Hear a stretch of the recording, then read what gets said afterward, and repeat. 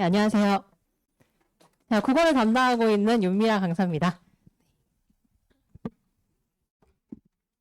자, 일단은 요거부터 보여드릴 텐데요. 제가 작년에 또 재작년에 그리고 그 전년도에 전교 1등을 이제 배출을 해서 제가 이제 톡을 이제 나눈 거를 여기다 좀 넣어놨는데 작년에 왜 없냐 이렇게 생각하실 수 있는데 제가 사실 작년에 출산을 했어요.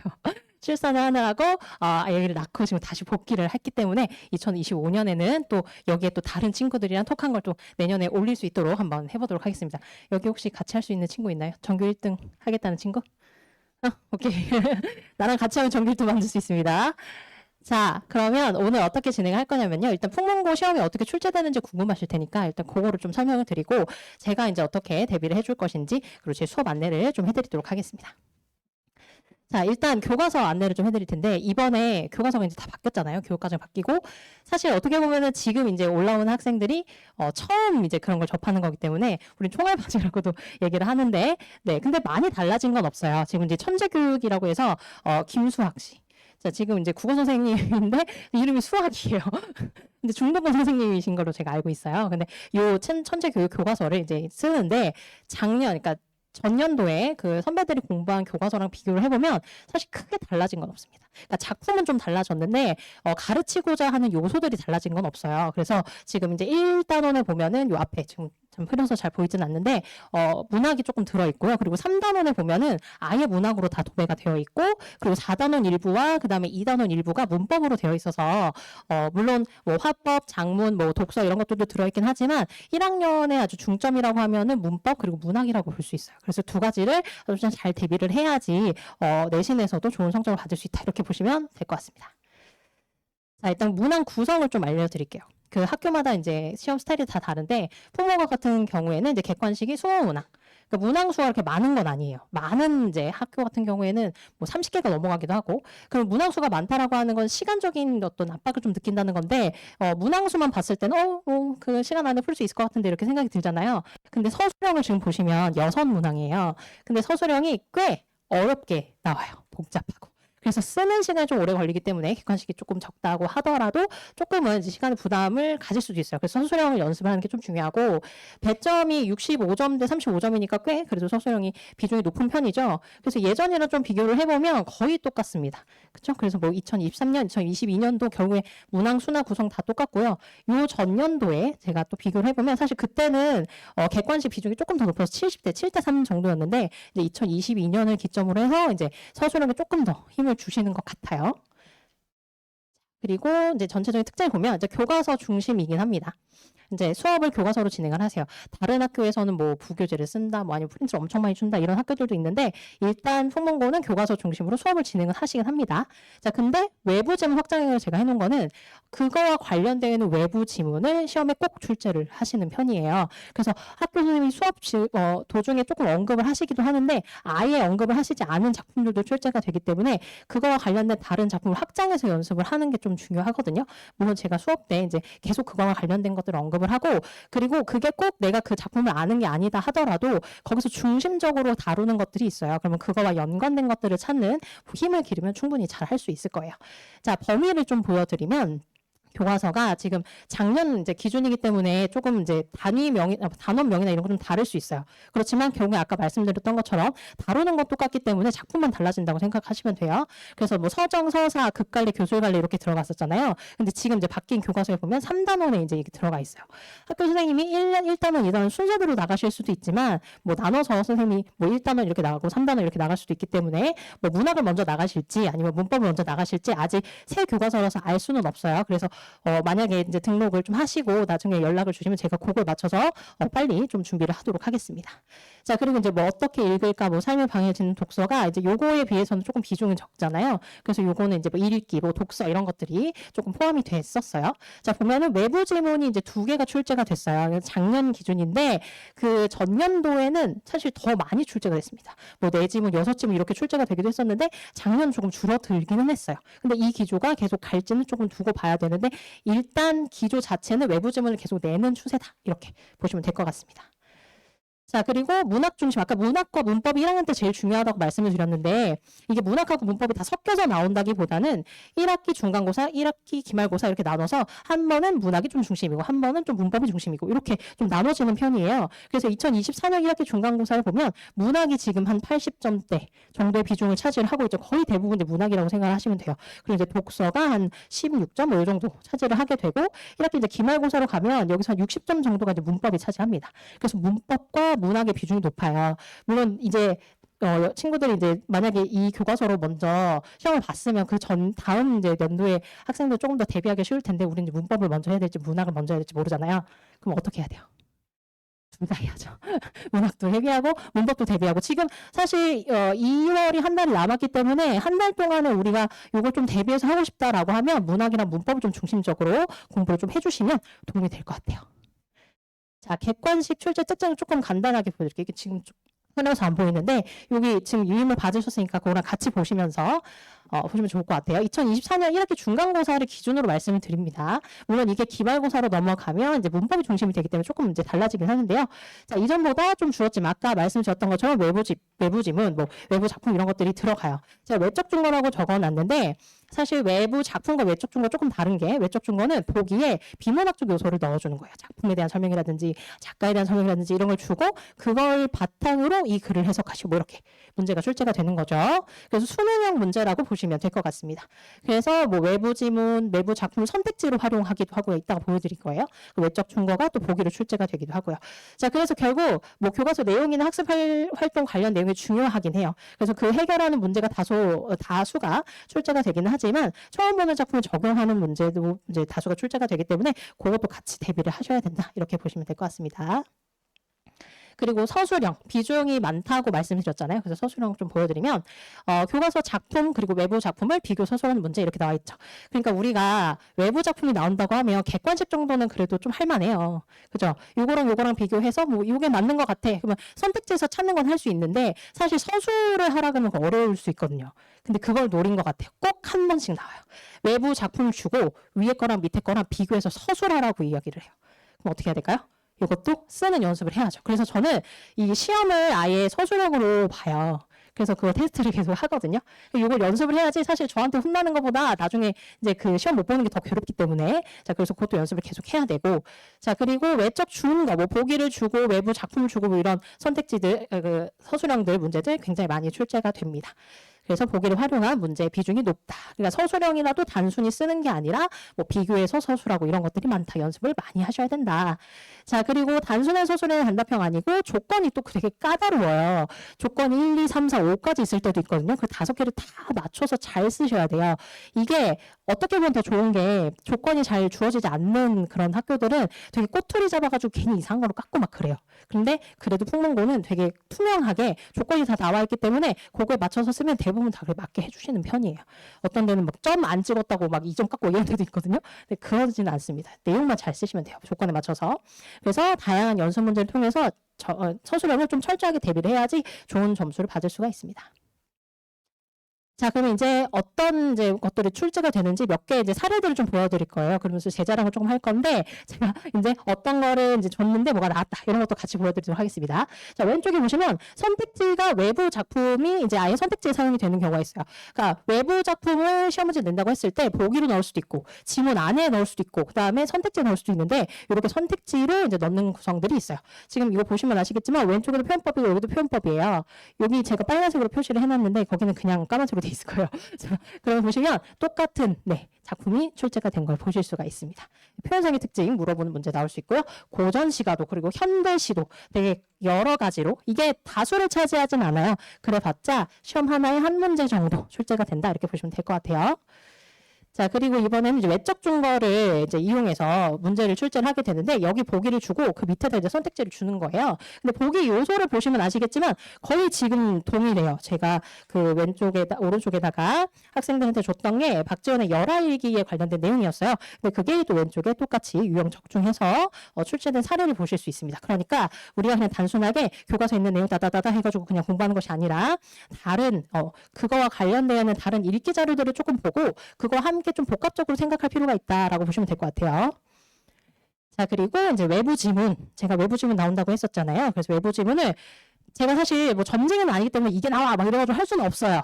그런데 나올 수 있는 가능성이 높은 것들이 있죠. 그러면 제가 한 쭉 뽑아줘요. 예전에 홍명고 학생이 저한테 선생님이 바다 얘기를 했어요. 이렇게 언지를 준 적이 있어요. 그래서 제가 바다에 관련되어 있는 시를 10개 쫙 뽑았어요. 그래서 여기서 나올지도 모르니까 너네 다 봐. 했는데 나왔을까 안 나왔을까요? 나왔겠죠. 그 정도 하면 나와요. 그리고 애들 머릿속에 없는데 제 머릿속에 있기 때문에 그 정도는 제가 이제 추려서 줄 수 있습니다. 그래서 오른쪽에 외부 지문 적중한 거 보실 수 있고, 그리고 이것도 외부 지문 똑같이 적중한 거 보실 수가 있는데, 이런 식으로 외부 지문이 나올 수 있기 때문에 그것들 선생님이랑 같이 문제 풀면서 이게 다 과제물에 나왔던 거예요. 그래서 과제물 열심히 풀고 숙제 잘 해오고 근데 꼼꼼하게 오답 노트 하고 그러면 사실 그렇게 당황스러운 작품들은 잘 안 나올 거라고 봅니다. 그리고 이제 표현상의 특징하는 문제들인데요. 이건 좀 기본적인 문제예요. 그래서 홍문고가 좀 국어가 어려운 학교이긴 하지만 그렇다고 해서 전부 다 어렵진 않다. 이렇게 그냥 가져갈 수 있는 것들도 있다. 근데 그런 것들만 어차피 선생님 시험 직전 자료 정리하면서 꼼꼼하게 다 해줄 거고요. 이런 거 틀리면 바보예요. 자, 그리고 이제 과제물이나 시험 직전 자료에서 또 배경에 관련된 이게 각 그 작품마다 중요한 요소들이 다 있어요. 그래서 애들은 그냥 이렇게 해서 보지만 선생님들은 요게 좀 선생님들 출제할 것 같다는 포인트들이 있기 때문에 그런 것도 이제 계속 연습을 시키는 거죠. 이게 제가 사실 2개밖에 안 남았지만 되게 많이 했어요, 이거는. 그래서 요거와 관련된 것들이 이제 이렇게 출제가 된 거를 보실 수가 있고요. 자, 그리고 뭐 시어의 의미를 파악하는 문제 뭐 이건 많습니다. 그러니까 넘어갈게요. 뭐 배경의 효과를 설명하는 것도 정리 자료를 통해서 다 했던 것들이에요. 그래서 좀 당황스럽지 않게 진행할 수가 있고, 그리고 서술형을 지금 또 보여드릴 건데 서술형 지금 봐도 이게 지금 끝이 아니죠. 이렇게 해가지고 전부 다 길게 있습니다. 자, 서술형을 밑에 보시면 제가 이게 지금 잘 안 보여서 이거 보고 할게요. 밑에 보면 보기가 좀 길게 있고, 그리고 오른쪽에 보시면 시험 정리 자료가 여기 또 내용들이 있어요. 이 내용이 사실 저거 적는 거랑 똑같은 거예요. 근데 제가 이제 빈칸을 뚫어놓거든요.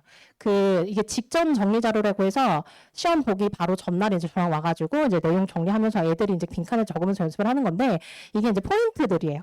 꼭 들어가야 되는 것들. 사실 애들이 서술형을 쓰는데 똑같이 쓸 수는 없잖아요. 토시 하나까지. 근데 선생님들이 다 어떤 내용이 들어가면 맞게 해준다는 것들이 있거든요. 그런 것들에다가 제가 이제 구멍을 뚫어놓은 거기 때문에 요걸 이제 쓰는 연습을 하고 이제 학교 가서 이제 시험을 보고 이렇게 되는 거죠.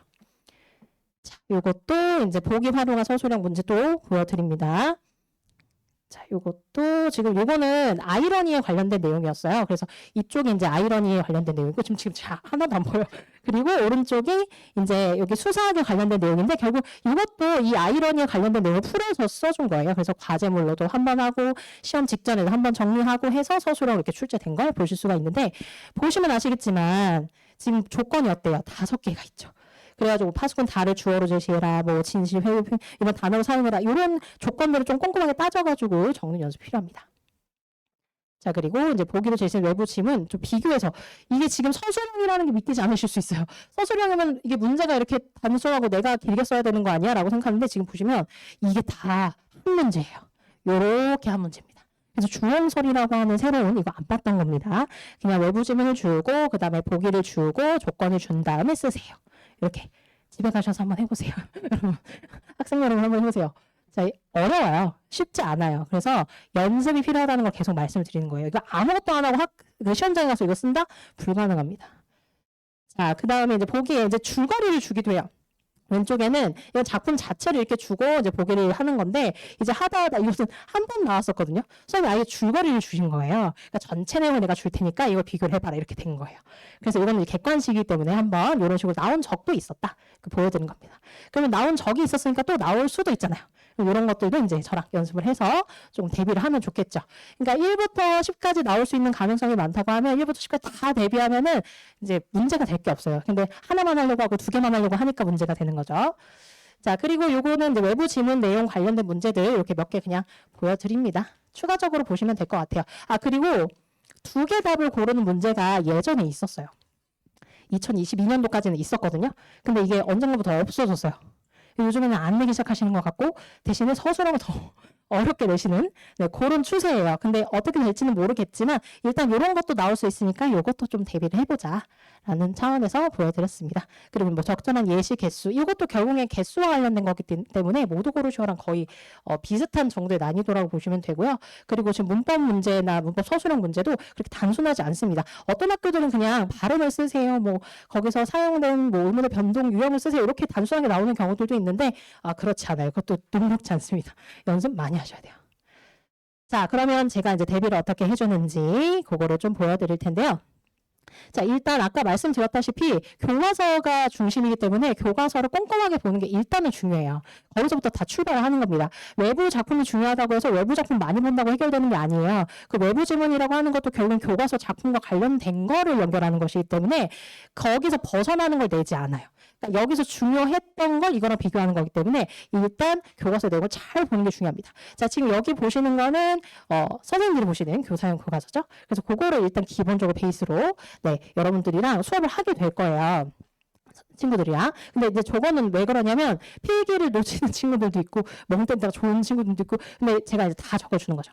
대신에 학교 선생님이 추가로 적어주시는 것들도 있어요. 그럼 그런 거는 이제 적어오면 제가 이제 다 이제 받아가지고 복사를 다 해가지고 사진 다 찍어가지고 나중에 따로 또 이렇게 정리를 해줍니다. 학교 선생님 필기가 조금 더 추가된 것들을 이제 봐서 이제 또 다시 한번 공부할 수 있게 되고요. 그리고 외부 지문을 주는데 외부 작품 낼 거야 이렇게만 얘기하고 그냥 안 주시는 경우들이 많잖아요. 근데 한 번은 나 화법 낼 건데 화법 안 배운 거 낼 거야 이렇게 하신 적이 있어요. 그러면 또 그것도 대비를 해야 되잖아요.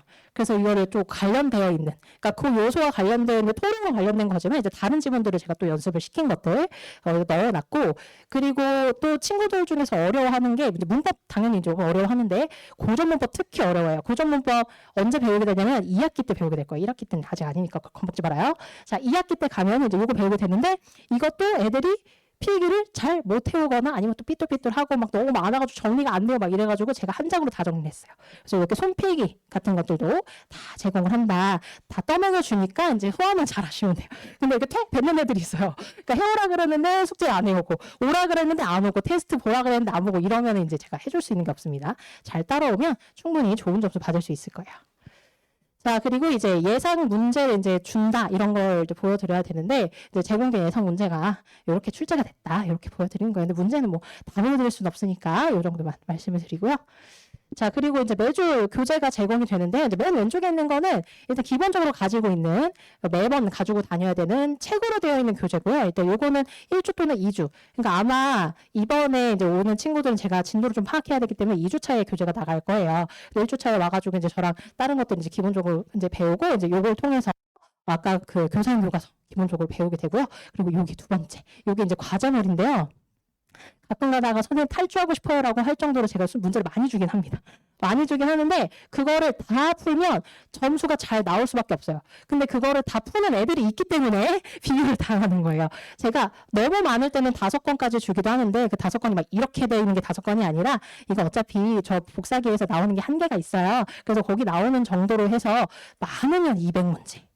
아주 많을 때 그리고 이제 조금 적으면 50문제에서 한 70문제 정도는 풀어야 된다. 근데 그것도 안 풀고 잘 본다 그러면 안 되는 거예요.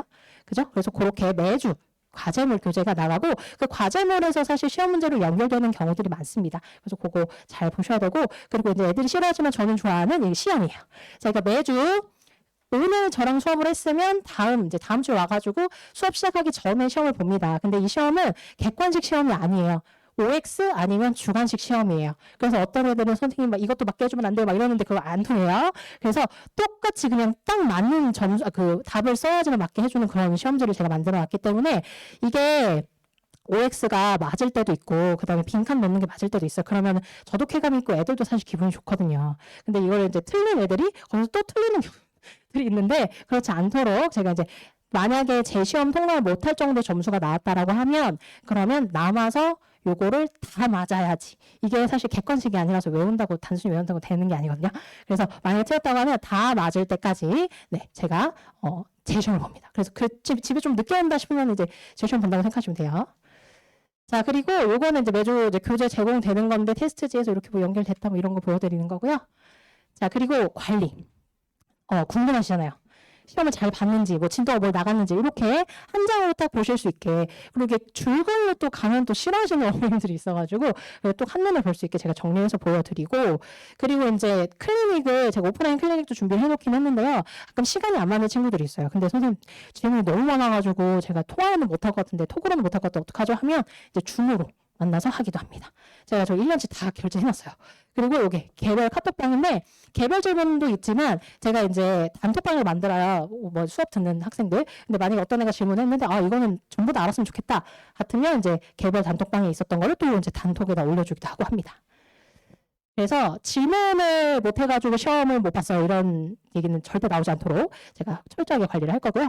자, 그리고 이제 시험 전날에 이제 뭘 하는지 보여드리면 여기는 이제 정리한 내용이고, 요거는 직접 모의고사라고 해서 학교 시험 문제랑 가장 비슷한 형태로 제가 점쟁이는 아니지만 그래도 신들이 받는 것처럼 찍어서 이제 문제를 만드는 그런 것들이에요. 그래서 요거 한번 풀어보고 그다음에 요거 한번 정리해보고 해서 좀 시험 전날까지 좀 철저하게 대비를 하고 들어갈 수 있도록 준비를 하고 있습니다.